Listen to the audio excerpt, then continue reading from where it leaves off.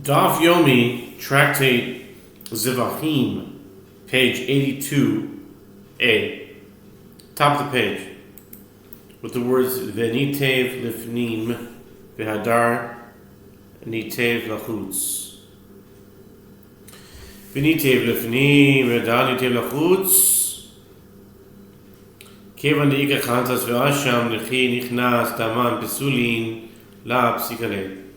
And if you suggest that the priest should first place blood from the mixture inside the sanctuary and again place blood outside on the altar, although this resolution is applicable to most offerings whose blood is placed outside, nevertheless, the Tana of the Mishnah chose to omit this case.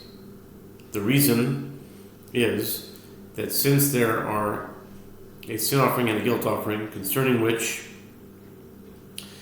according to the opinion of Rabbi Eliezer, when their blood enters the sanctuary, they are disqualified from being placed on the external altar.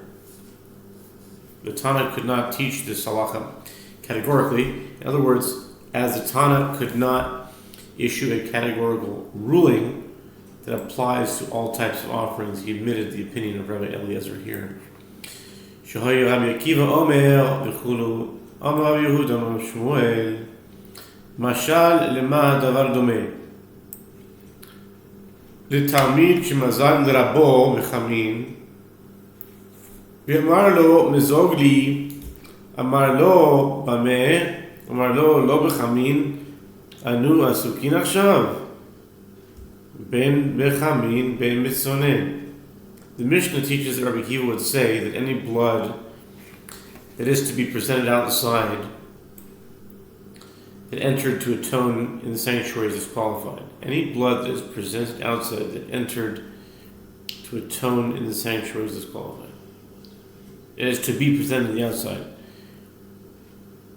that entered to atone in the sanctuary is disqualified. The Gemara discusses the source of Rabbi Akiva's ruling, and the verse states that any sin offering whereof any of the blood is brought into his intimate meeting to atone in the sanctuary shall not be eaten. Leviticus 6:23. How does Rabbi Akiva apply this halacha to all offerings whose blood is presented on the external altar? Rabbi Yehuda says that Shmuel says, hear a parable. To what is this matter comparable? To a student who mixed wine with hot water for his teacher. And the teacher said to him, mix another drink for me. The student said to him, with what should I mix the wine? Hot or cold water? The teacher said to him, aren't we dealing with hot water? Now that I requested that you mix me another cup, I mean that you should mix it in either hot water or in cold. Otherwise the teacher would have not needed to say anything. Sure, I get that. Mix me another cup. It could just mean give me another hot drink. Why is it? I mean, if someone said make me another cup off the top of it, it didn't say he wanted it cold, I would think he wanted another hot drink. It can go either way. So I don't really understand this reasoning here, but anyway. Hachanami mechti bechatas askinan, v'asichatas, v'chaser rachman alamani, ela lavchatas kaminale, ela kol kodashim. Here too, since we have been dealing with a sin offering in that passage, see Leviticus 6:17-22, why do I need the term sin offering? That the Merciful One writes in this verse, even without this term, it is clear that the Torah is referring to a sin offering. Rather, as in the parable, the Torah mentions a sin offering to teach. I do not say this halacha with regard to a sin offering alone, meaning that only the blood of a sin offering is disqualified when it is brought inside the sanctuary, but the blood of all sacrificial animals is disqualified by being brought into the sanctuary.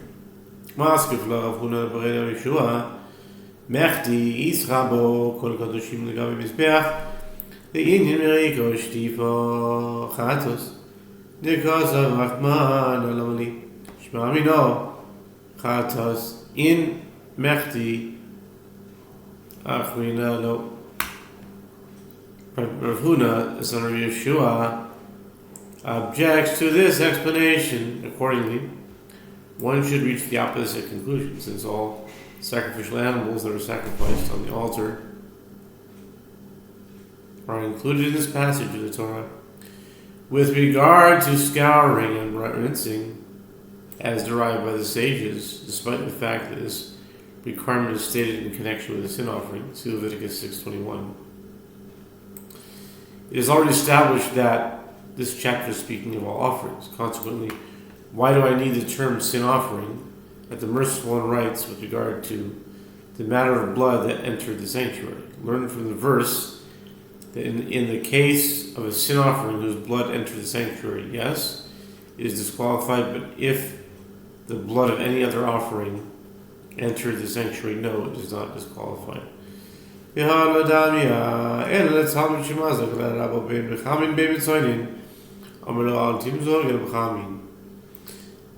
Huna addresses Shmuel's parable,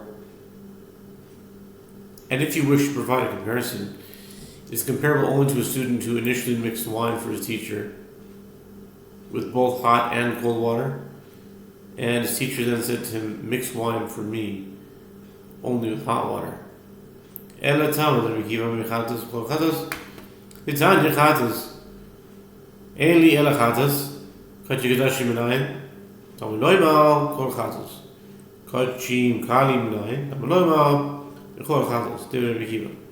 Rav Huna continues, rather the reasoning of Rabbi Akiva is from the fact that the verse does not state simply sin offering, but states any sin offering. This serves to include all other offerings. As it is taught in a Braita, the verse states, and any sin offering, whereof any of the blood is brought into the tent of meeting to atone in the sanctuary, shall not be eaten. Leviticus 6:23. I have derived that this halakha applies only with regard to a sin offering. From where is it derived that it also applies to offerings of the most sacred order? The verse states any sin offering. And from where is it derived that it also applies to offerings of lesser sanctity? The verse states, and any sin offering. This is the statement of Rabbi Akiva.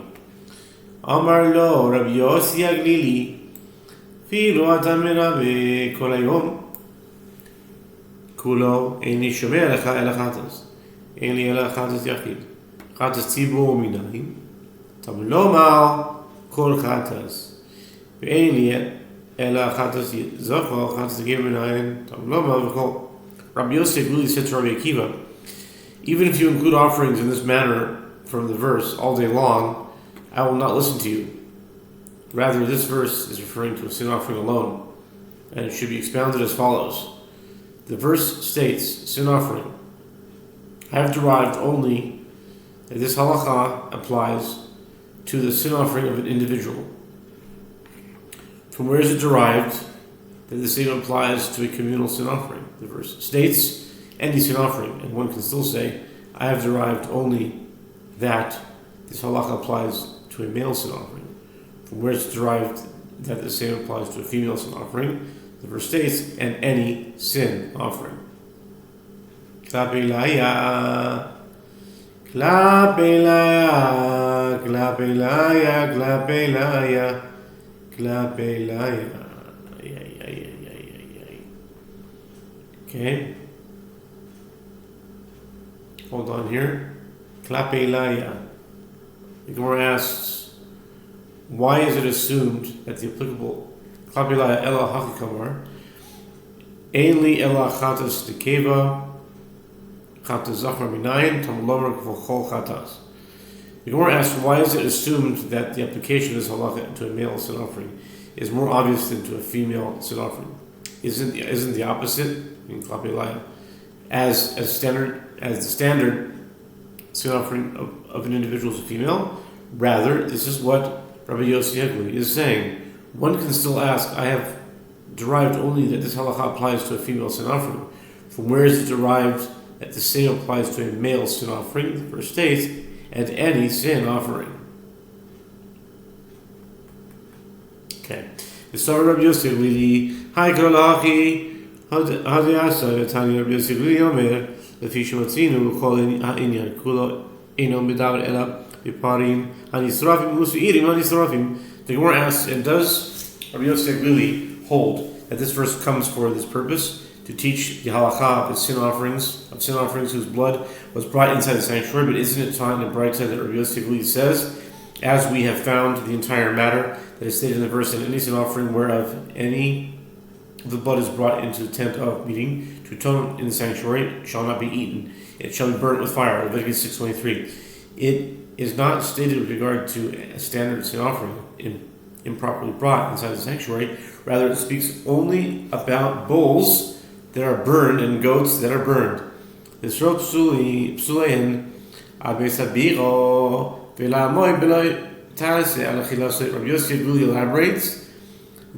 are unique sin offerings, and the Torah states that their blood should be brought inside the sanctuary. The verse is stated with regard to these sin offerings, both in order to command the Jewish people to burn their disqualified ones in the temple, and in order to establish a prohibition with regard to their consumption. The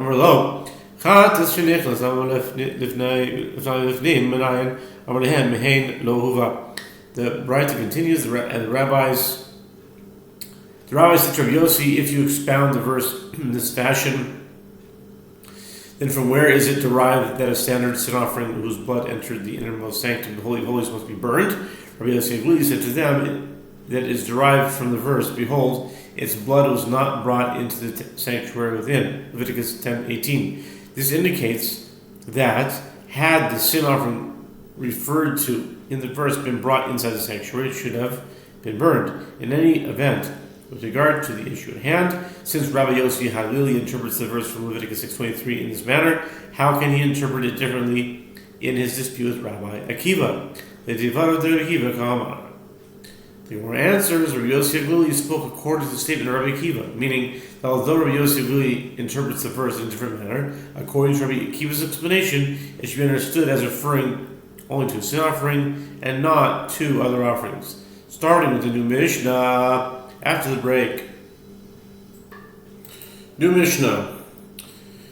Chadash shekibel dom b'shnei koisa is yatzeh chamehan lachutz hapidini koshel nichnas nechamehan nifnim Yosef lili mach shebechitzen v'chachom poison. The Mishnah says, in the case of a sin offering whose blood placement is on the external altar, whose blood the priest collected in 2 cups, if one of them left the temple courtyard and was thereby disqualified, the cup that remained inside the courtyard is fit to be presented. If one of the cups entered inside the sanctuary and was thereby disqualified, Rabbi Yossi Hagluli deems the blood in the cup that remained outside the sanctuary in the courtyard fit to be presented, and the rabbis deem it disqualified from being presented. Amar Yossi Haglili, Ma'im b'makom she'hamachshava poseles b'chutz ולא עשה המשויר כיוצא מקום שאין המחשבה פוסלת בפנים אינו דין שלא נעשה את המשויר כנכנס. Rabbi Yossi Haglili said in support of his opinion, the halacha is that if one slaughters an offering with the intent that its blood be presented outside the temple courtyard, the offering is disqualified. But if his intention was that the blood be presented inside the sanctuary, the offering is not disqualified, just as in the case where part of the blood reached its place. Or the intent to present the blood there disqualifies the offering, meaning outside the temple courtyard, and yet when some of the blood is taken there, it does not render the status of the remaining blood disqualified like that of blood that leaves the courtyard. So, too, in a case where part of the blood reached a place where the intent to present the blood there does not disqualify the offering, meaning inside the sanctuary, is it not logical that we not deem the status of the remaining blood like that of blood that entered the sanctuary. Nichnas lechaper, אף על פי שלא כיפר, פסול דברי רבי אליעזר. רבי שמעון אומר, עד שיכפר, רבי יהודה אומר, אם הכניס שוגג kosher. The Mishnah continues, if all of the blood of a sin offering, whose blood placement is on the external altar, entered the sanctuary to atone through sprinkling, despite the fact that the priest did not actually sprinkle the blood to atone, the offering is disqualified. This is the statement of Rabbi Eliezer. Rabbi Shimon says the offering is disqualified only when he atones and sprinkles the blood in the sanctuary. Rabbi Yehuda says if he took the blood into the sanctuary unwittingly, the blood remains fit to be presented. Kol adamim psulin שנשנו על גבי המזבח לא ירצה הציץ לא ירצה הציץ אלא על הטמא שהציץ מרצה על הטמא ואינו מרצה על היוצא.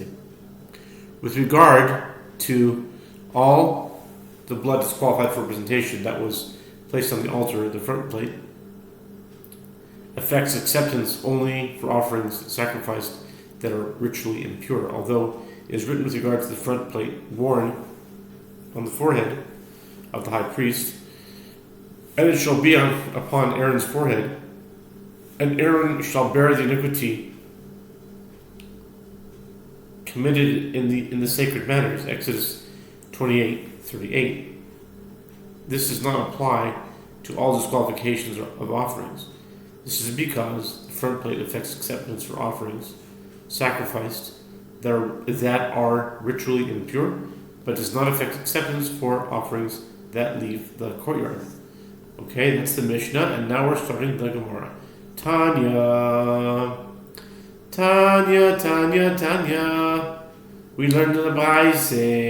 Tanya, Omer Yosef Lili, Kal v'chomer ma b'mkom shemachshava poseles b'chutz lo yipasal dam shebachutz es shebifnim. מקום שאין מחשבה פוסלת בפנים אינו דין שלא יפסול דם שבפנים אס שבחוץ.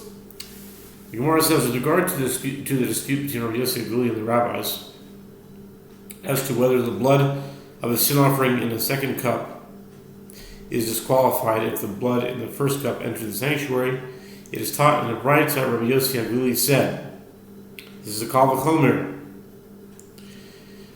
And just as in a case where part of the blood reached a place where the intent to present the blood there disqualifies the offering, meaning outside the temple courtyard, and yet that blood that was taken outside does not disqualify the blood that is still inside the courtyard, so too in a case where part of the blood reached a place where the intent to present the blood there does not disqualify the offering inside the sanctuary, is it not logical that the blood that was taken inside will not disqualify the blood that is still outside the sanctuary? Amar lo, harehu omer asher yuva midama afilu miksas tamam. The rabbi says realistically that the verse states, in any sin offering whereof any of the blood is brought into the tent of meeting to atone in the sanctuary shall not be eaten. Leviticus 6:23. This indicates that even part of its blood is brought inside the sanctuary. The sin offering is disqualified. Amar lehem kal v'chomer liyosem yata. Uma b'mkom she'ein machshava poseles b'fnim moisel dam shebifnim es shebachutz makam shemachshava poseles b'chutz ein adin shifsol dam shebachutz as shebifnim. Rabbi Yosef really said to the rabbis, if you expound the verse in that manner, then from now one can derive a kal v'chomer inference with regard to the blood that leaves the courtyard. And just as in a case where part of the blood that reached a place where the intent to present the blood there does not disqualify the offering, meaning inside the sanctuary, the blood that was taken inside disqualifies the blood that is still outside the courtyard. So too, in a case where part of the blood reached a place where the intent to present the blood there disqualifies the offering, meaning outside the temple courtyard, is it not logical that the blood that was taken outside will disqualify the blood that is still inside the courtyard? Why do the rabbis deem this blood fit? Amru lo, the rabbis said to him in response, Amru lo, Harehu Omer Asher Yuva Hanichas Posel Ve'Ein Yotzi Posel. The rabbi says to Yossi Yagwili in response, but the verse states, and any sin offering whereof any of the blood is brought into the tent of meeting to atone in the sanctuary shall not be eaten. Leviticus 6:23. This teaches that only blood that enters the sanctuary disqualifies the blood in the courtyard, but the blood that leaves the courtyard does not disqualify the blood in the courtyard. ותהי מחשבה בפנים, פייסלס, מכאן וחומר, מה במקום שלא יפסל דם שבחוץ, שבפנים מחשבה פייסלס בחוץ, מקום שפסל דם שבפנים, דם שבחוץ, אינו דין שתהי מחשבה פייסלס בפנים. In light of this discussion, the Gemara asks, and let intent to present the blood inside the sanctuary disqualify the offering based on an a fortiori inference. And just as in a place where the part of the blood that went outside does not disqualify the rest of the blood that is inside the courtyard, and yet intent to present the blood in this place disqualifies the offering, meaning outside the courtyard, so too, in a place where the part of the blood that went inside the sanctuary disqualifies the rest of the blood that is outside the sanctuary in the courtyard, is it not logical that intent to present the blood in this place will disqualify the offering, meaning inside the courtyard? Harehu Omer B'Yom HaShlishi. The Gemara explains that one does not derive this kal v'chomer inference, as the verse states, and if it will be eaten on the third day, it is pigul, it shall not be accepted. Leviticus 19, verse 7. And the sages expounded this verse with regard to the halacha of intent while slaughtering and offering. This concludes 82a, and we shall continue after the break.